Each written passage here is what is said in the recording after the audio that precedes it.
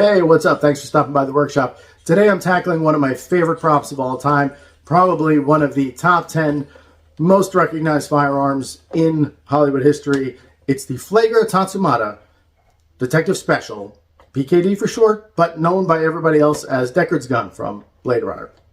I love this prop for years, always wanted it in my collection, but unlike some of the ones here behind me that I've made, this one I'm actually making for a friend for a combination birthday, Christmas thing. I know I'm late, but I'll get to that in a minute. But big shout out to Models by Chris, another YouTuber. I was going to 3D print this. Matter of fact, I started 3D printing this prop until I got a look at his conversion of this. This is Paragon's water pistol version of it. It's a 1-to-1 scale. It looks great as it is, but we could make it look a lot better, and that's what we're going to do. That being said, in the words of the immortal Negan, back to it. Okay, so as I mentioned, here it is. Here is the Paragon water pistol version of the Deckard blaster. As you can see, just going to unbox this really quick.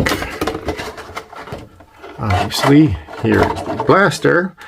And it comes with these little beads, basically to simulate LEDs, but we're gonna do something better with that. Actually, we're actually gonna get some live LEDs in here.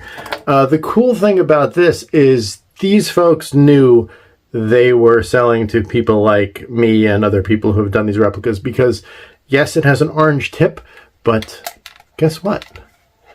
The orange tip pops out. And also the cool thing is these grips, these iconic amber looking grips, which, you know, if you were a kid in the 80s, you knew water pistols that look just like this. These grips actually also pop off very easily, so you don't have to bother with thinking you're going to break it and taking it apart and jimmying it or whatever. These come right off, see? And there we go. There's the internal guts of the water pistol, which we're not going to really worry about. Now, just some fun facts about the gun. If you don't know, this actual prop is sort of the love child between two different actual firearms. It's a 44, a Charter Arms 44 revolver, and also a Steyr bolt-action rifle. The bolt-action rifle will be up here. This is actually the magazine for the rifle. This part, canonically, I don't think we've ever seen Deckard reload this gun, but I suppose he could load it from here. Not sure about that. But as you can see on this side, the revolver part of the equation, which was how Harrison Ford was able to shoot blanks out of this gun, because it was an actual functioning revolver, just dressed up with some doodads and also components from the other gun that I mentioned. And if you're interested in that at all, Ian at Forgotten Weapons, great YouTube page. He does a huge deep dive on this gun, actually takes it apart piece by piece to show you all the parts that went into making this gun. But all that's kind of immaterial for us, except for the fact that we're going to do some modding, and we're going to actually cut into where the magazine would be for this, and I'm going to store some batteries and LEDs in there. And also it's going to come into play with the painting, because this different material, this right here, which would be the charging handle for the rifle, is going to have a different finish. You could see this is what it would look like if you took it apart. This is from the 3D print. So this piece is this piece right here. It'll be a different paint job, because there's all different components going on in this gun. So either way, let's get to work. Now, the major thing about this gun, this was a water pistol. So basically it's welded electronically. And so there's a big old seam that runs, you can probably see it from here, it runs all throughout this thing. So we're going to go about sanding this seam down, getting it nice and flat. That's one of the main things we're going to do first off. The seam runs all the way across this, and there's some writing here. That's also going to get off there too.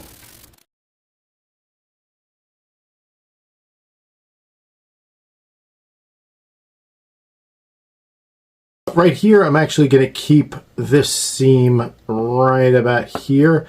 I'm actually going to make it a little deeper. I'm going to cut into this. I'm not going to sand this one down. I'm going to use it as a guide track to make it a little deeper. I don't know if you can see that with the reflection. But basically, the deal is, because this is a bolt for the bolt action, the actual prop has a channel here that would allow for movement of the mechanism to chamber around for the rifle. Again, not the actual way the gun is loaded in the movie canonically, but it's part of the gun, part of the prop. So we're going to follow it. So basically that channel would go from here and link up right here with this groove. You could see there's actually a groove in here, and that's where this little channel is going to link up to. So I'm going to not sand this part, but I'm going to sand pretty much everything else along this seam.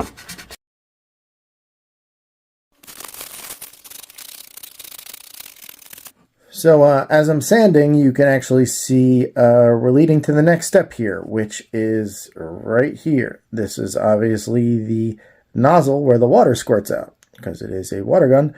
So we're going to actually drill that out and drill it to the right proportion to fire around. Okay, so just as I decided to drill this, I realized my regular drill gun is plumb out of charge. Of course, isn't that the way? But what I'm going to do with my rinkier, dinkier drill gun, another drill gun, is start a pilot hole right here, and then I'm going to go to the full bore.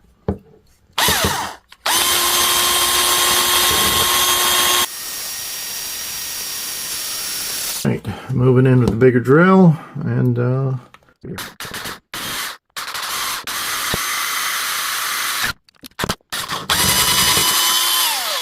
okay, if I had my better drill, that would have been quicker, but as you can see, now we actually have a bigger hole here. If I'm being perfectly honest, this was the part I'm sweating the most. This is basically a really precision job here. I have to go in with my X-Acto knife and just start scoring right in here and around this area here.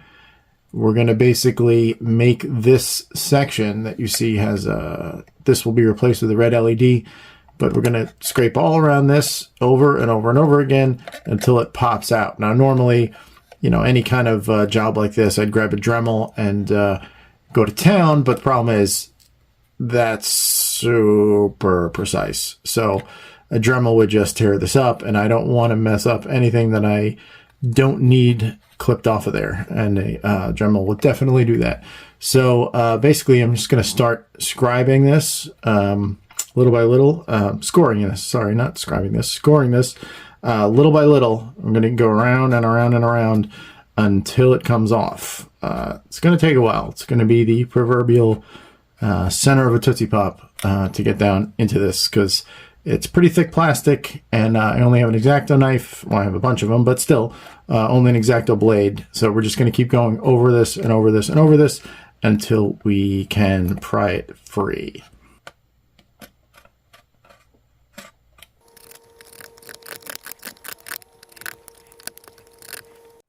Okay, so as expected, this has turned out to be a colossal pain in the butt with the X-Acto knife. So I'm actually using by hand this little kind of sawtooth Dremel bit that I'm not putting in the Dremel because, like I said, it may be way too aggressive, way too fast. But I'm actually doing this by hand. I'm kind of scoring in these tight corners. I still have to go for the X-Acto knife, but I've been at it for about a half hour now, and yeah, I'm still going at it. So I expect to be here for a while. Yes, finally some progress. Actually cut through. I actually got the first part through this this real tough bit, but we got a lot to go because I got to go all the way around.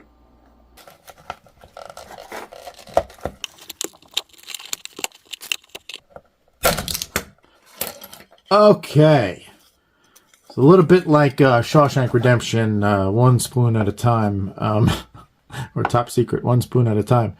But finally got this piece off. It took a long time to do it as carefully as possible. Gonna have to sand it down and make sure it all matches back up. But the idea is I'm gonna drill these out right here, put in real LEDs. I'm going to take this little dummy switch out there. I don't know if you can tell, but there's a switch here, an on-off switch. Replace that with a real switch. Also, get rid of this bump right here. Replace it with a 5mm LED, red LED right here. And then, you know, start painting and priming and see how we're doing. But, man, that was probably the worst part of this whole conversion, and I knew it was going to be. Anyway, here we go. Okay, so for the switch at the bottom of the gun where the LEDs are going to go, I went to the dollar store and actually just grabbed these random letters. I grabbed 2 of them in case I screwed up, but basically, look, there you go. There's a pre-wired switch with a resistor. So all that for the low, low price of $1.25. You can't beat it. Why reinvent the wheel if you don't have to? So I'm going to pop this off, and I'm going to be using this later when I wire up the pistol. So just looking at this piece of the blaster here, this is the little on-off switch that I mentioned. It's on the prop itself. It's on the real prop. It's on the water pistol version. The only problem is the switch that I was just talking about. Mind me bleeding, X-Acto knives. The switch I was just talking about is a little too big, so I'm going to have to either trim it down or find something else. All right, so I'm going to be drilling out these holes for the LEDs right here. 1, 2, 3, 4. I have 3 mil LEDs for it, which is the perfect size for that space. And also, I'm going to be lopping this one off and drilling it through. This is going to be a 5 mil red LED. So I'm going to be doing that now. Okay, so that is mostly done. I'm going to just flick this little piece off here, which is the actual dummy switch that's part of the gun here. I'm going to do this without cutting my finger off, which is always a bonus. Anytime you can do something without cutting your finger off, always a win. All right, so you can see here, there's a nice space here for our switch. Whenever I decide, or however I decide to get something that actually fits in the space. Again, a micro switch would be great. I'm going to keep looking for one. If not, I'm just going to have to make do with the one I showed earlier, which you can see is so much bigger. So I'm going to have to decide. I think this has to go. I think I have to get a smaller one. Obviously, it can't fit, but the problem is, can I make it fit if I cut it down? I'll let you know what happens. So I was doing some test fittings, and I noticed that because of just the nature of cutting and cutting and cutting, I actually got a little too aggressive on on one of the corners, so it wasn't fitting flush. So what I did was I took some UV putty and just sort of built out that edge a little bit, and I'll sand it back down afterwards, but I just want to build it up a little bit, and when I resand it, it should fit better. Also, I noticed I had a slight hole right here. See that little guy right there? There's a hole just from, you know, all the cutting or whatever. It cracked and made a small hole. So I'm going to fill that with UV putty too and sand it down. Basically just kind of spackling it into place. Doesn't have to be perfect here because we're gonna sand over it. So just make sure that hole is filled, and we'll sand over it, and that should be good. So now I'd put this on the UV lamp to cure. Have it kind of leaning up against something so I can get all the parts covered. But because it's UV light, we'll shut all the other lights off, let this cure for a while. I could actually put it outside, but it's a little cold out. It's not terrible, but also the winter, you don't really get direct sunlight. Normally you take this out in the sun if it was a spring or summer, and it would be dry in like, 5-10 minutes. So I'm not the greatest guy when it comes to wiring electronics, but I hold my own. This is 5 lights for the inside of the blaster that are all going to get hidden in the various holes here. Just a simple on-off switch that I was able to cannibalize from that other item I showed you earlier from the dollar store. Again, not the best at it, but it works, and I'm just going to get some hot glue and protect the soldering points, and then I'm going to see about hiding it all in here. So it's going to be interesting.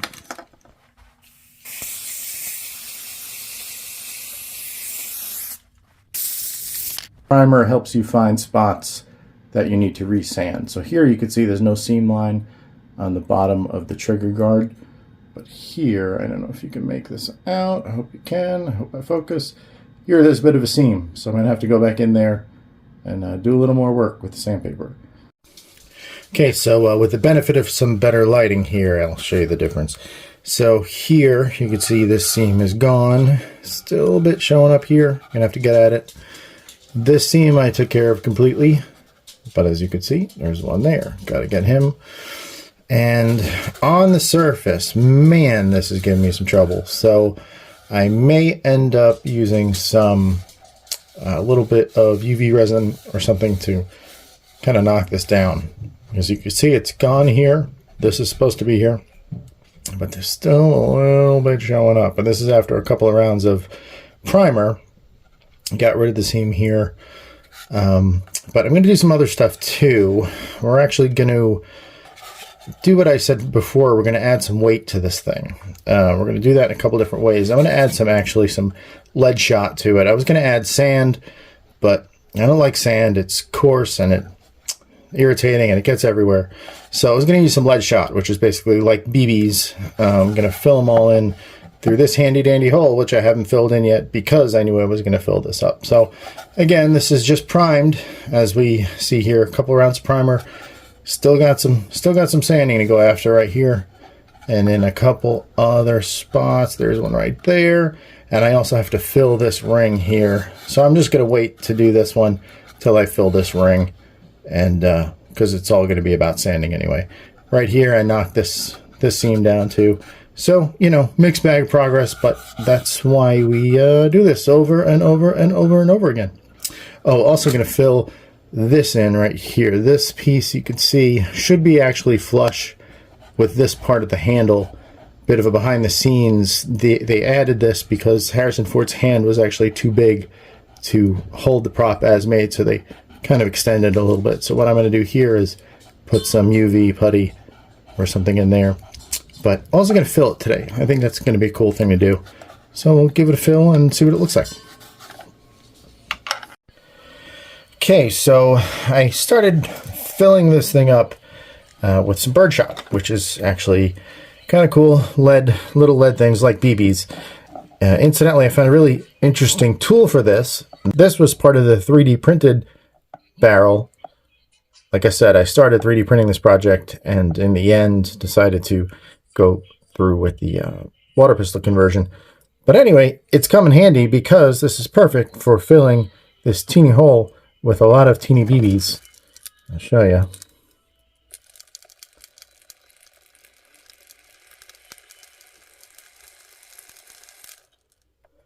Very satisfying. And actually, it's getting heavier and heavier. It feels really awesome. It might even be too heavy in the end. I'm going to have to counterbalance it with some other weight up front. The idea is to get it so full that you don't hear any rattling. The cool thing is these shots are too big to actually flow to the internal stuff like water would. Okay, so that took forever. In the end, what I wound up doing is putting a bunch of that lead shot in and also chasing it with some airsoft BBs to kind of take up some space in there, help fill the cavity. The fact of the matter is it got so heavy, it's a complete handful now. It feels really, really good. This is one airsoft too many, I think. It feels really good in the hand, and you know, lots of heft. A tiny bit of rattle, which I really wish wasn't there. I thought the airsoft BBs would take care of it, but honestly, this is a display piece, so if it rattles, I don't really care too terribly much. But other than that, what I'm going to do now is use some UV resin. I'm going to pop this last one out. There we go. I'm going to put some UV putty in here and get rid of, finally seal this up once and for all. So yeah, I got my UV putty here. Really should be using a tool for this, just because this stuff kind of stinks and it doesn't wash off. Washes off, but not super easy. But just for argument's sake, because I really want to plug this hole up. Oh my god, this thing is so heavy with the shot inside it. What I'm going to do is just kind of glop some of this in here to also take up some space in there. And because it is a cavity, I have to kind of overcompensate a little bit. Might have to do it in 2 passes. I'm going to get rid of some of that extra here. Might have to do it in 2 passes, but I might be able to get away with it because there's enough stuff behind it that I think I can do it in 1 pass. If not, I'll have to just come back and resand. Yes, everybody's favorite thing, sanding. So I got some excess here. I'm just going to wipe this off. And this stuff will stay viable until you actually hit it with a UV light. You can play with it for a while. That is provided you're not doing it outside. If you're doing it outside, the sun starts going to work on it right away. And while I'm at it, I'm just going to putty that up with some UV putty. You can see I did some liquid UV resin right down there to fill up that seam there. I see I missed a spot now that it's on zoom, so I'm going to put a little more there toward the front, working up toward that first screw. And then I'm also going to putty this up, different stuff. I'm going to use the UV putty for the bottom near the barrel, and this is a liquid UV up top here, just to get rid of that seam once and for all. Okay, so just a quick update. You can see here I filled in that screw hole. I filled in that water hole. This is where the water pistol got filled from. Also did some random sanding of the couple of those seams that were there, and filled in this rim here. I'm gonna have to sand this again, but just to show you where I'm at. Oh, also this right here was filled in. Looks a little sandy and putty like now, but it's just because I have to finish sanding it. But basically it's connected. It's no longer a seam at the bottom piece where your pinky would go, where it touches the base. Fill that all in. So moving right along. Okay, round 2 with the primer coat after all that sanding.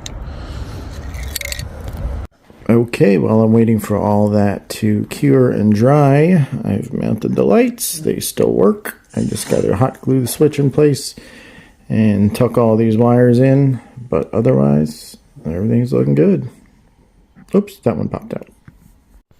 Okay, so one of the coolest things about this water pistol is it has these amber-ish grips. These ones kind of orange. The grips on the actual prop are probably one of the most iconic things. I think they were made of a polyurethane or something. They were, instead of, you would have wood or composite grips. But, being at 2019 in the far future, according to the movie, looks like some kind of polyurethane. But the cool thing is it's translucent. So if you see the prop itself, you could see these grips are kind of cool. What I'm going to do here, though, is it came with these fake screw holes here. I'm actually going to drill these out and put real screws in there just for an added bit of realism.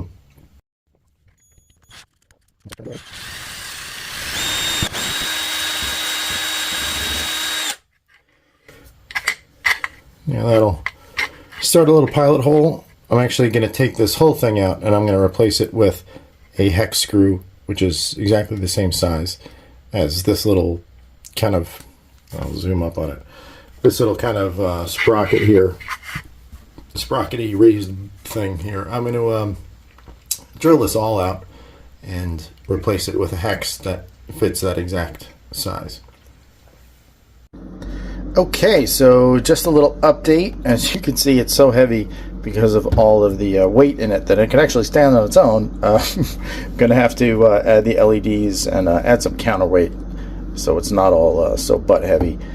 But as you can see, the horrible seam that was dogging me for so long is now gone.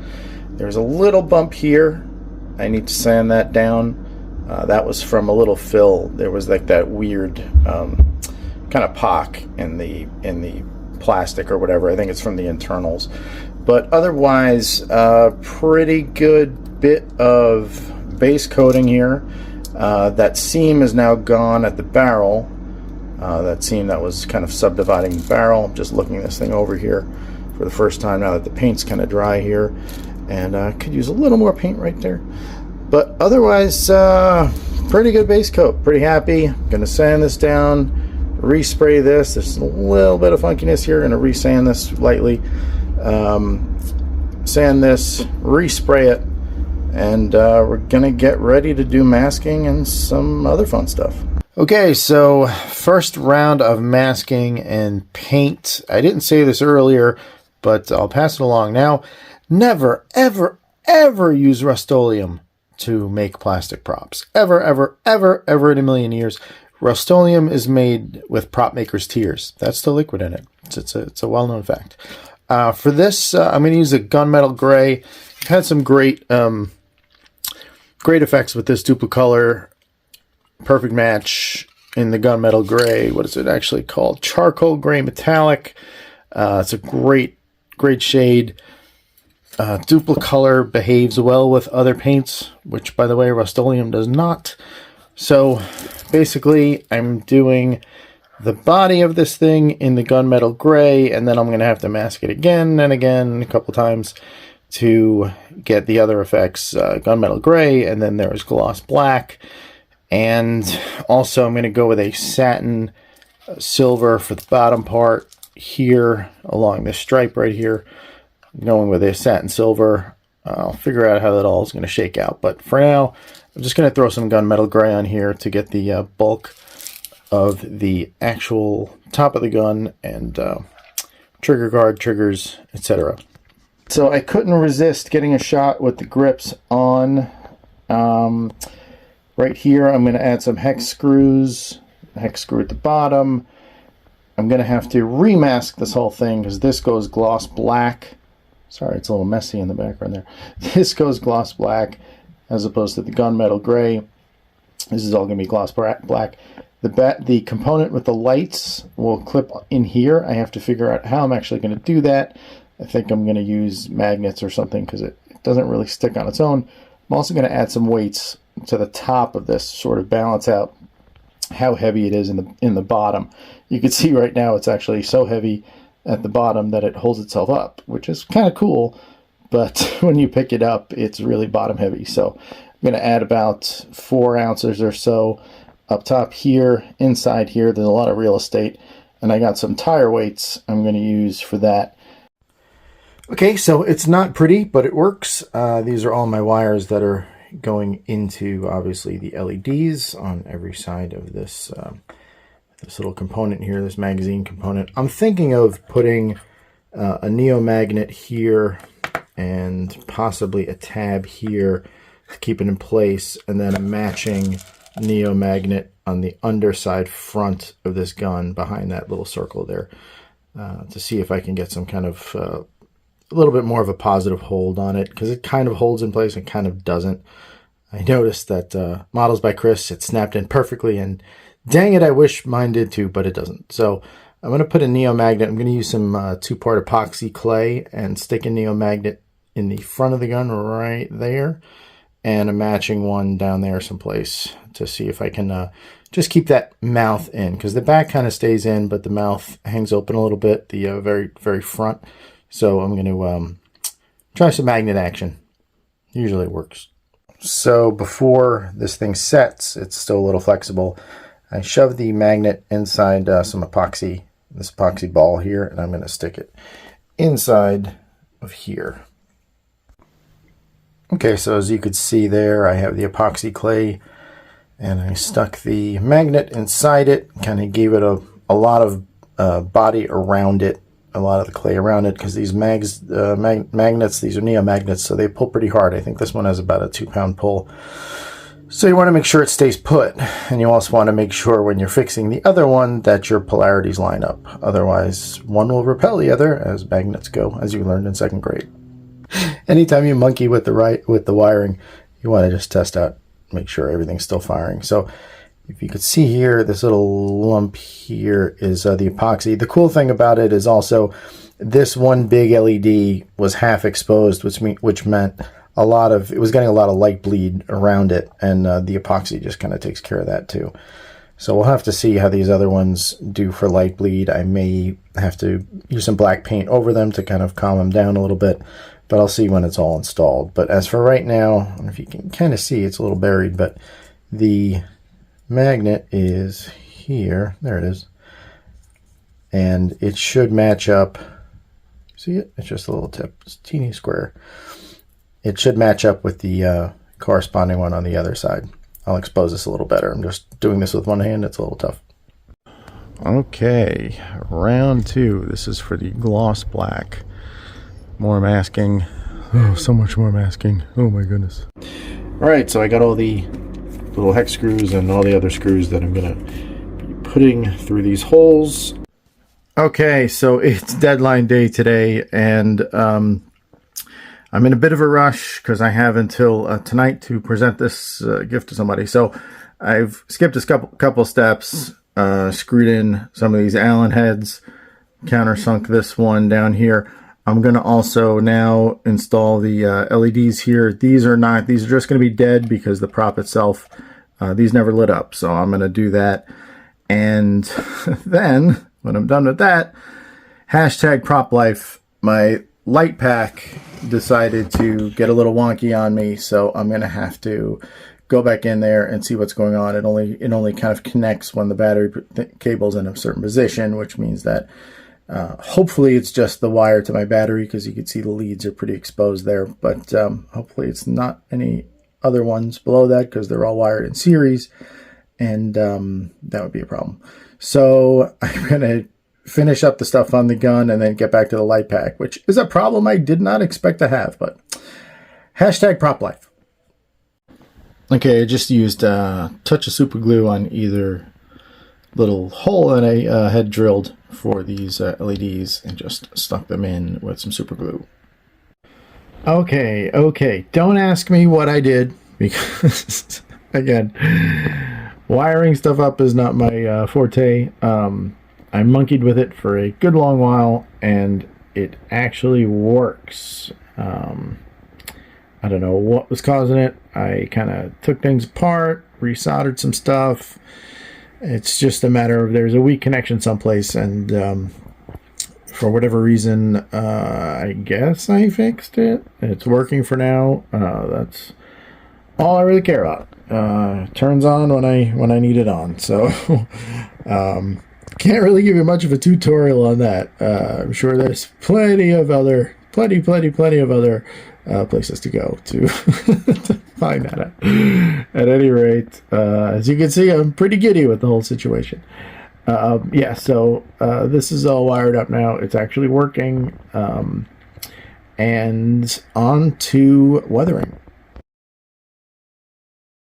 So weathering is always my favorite part of any build. I am absolutely a huge fan of weathering. Love doing it.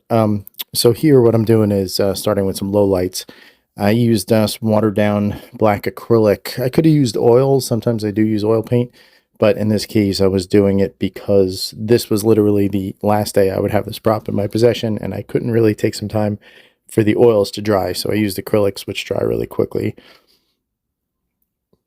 And just kind of sloshing it on and then wiping it off with a cloth or a paper towel, whatever you have handy. Just leaving some of that gunk in the recesses like you would have with a real firearm. And then the opposite. This is for the highlight pass. I was using some silver paint, some really bright silver paint, to kind of go over those high spots and also put in some scratches, places where the gun would see some damage from scratching, from banging it into stuff. And what you want to do is sort of follow the edges, follow all the leading edges, picture, kind of put it in the real world, picture where it would, bump into something if you were trying to, hunt down a replicant, or, that kind of thing. So just always try to have some kind of a real world application. Even look at real world stuff, look at military weapons, look at heavy equipment, things like that, depending on what you're actually weathering, to see where things take damage, because if you put it every place, it doesn't look right.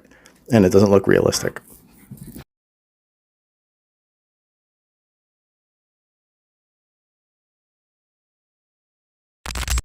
Okay, so part of these finishing touches, just getting some screws in the handle where they're supposed to be.